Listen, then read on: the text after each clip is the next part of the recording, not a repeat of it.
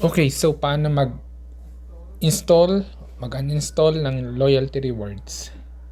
So first, punta tayo dito sa My Start. Right-click natin yan. Hanapin natin itong Apps and Features. Click natin yan. So ngayon, i-install muna natin. Kung naka-install na sa ating computer yung loyalty rewards, is i-uninstall natin para ma-install natin yung updated version. Ngayon, dito, lalabas dito. Pag tinik nyo itong Apps and Features, dito sa Start, Apps and Features, lalabas tong screen na to, display. Dito sa Search Apps, click nyo lang yan. Type nyo lang dyan yung loyalty rewards.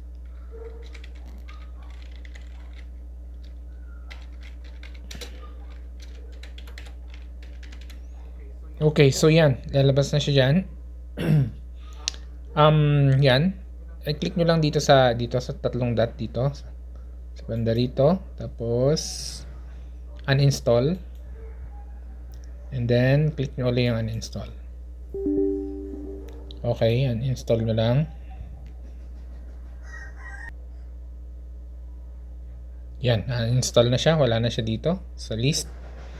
So, close natin. Okay, next naman is da-download natin yung installer. So, bali, nag-provide kami ng link kung saan nyo pwedeng ma-download. So, sa link na yon, i-open nyo yung link na yun sa inyong computer para sa browser, no? Dito sa Google Chrome yung ginagamit ko. Ilagay nyo yung link na yon para ma-download yung installer nyo. So, dito, ito yung link na demo installer. So, yung sa inyo, syempre, kung ano yung pangalan ng inyong terminal or station, yan yun. So, dito demo installer, click nyo lang yan. And then, magda-download na siya dito. So, download.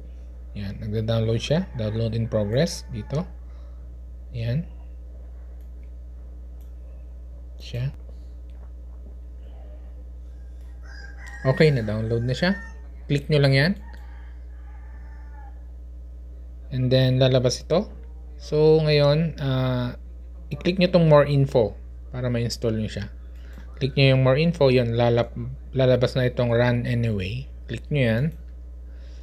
And then, okay, next na lang yan hanggang matapos.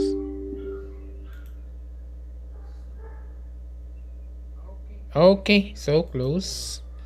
And punta na tayo, tignan natin. Ito, na-install na siya. Ito, yung shortcut niya. So, ganun lang kadaling i-uninstall, mag-uninstall or tsaka mag-install nito. Okay, salamat.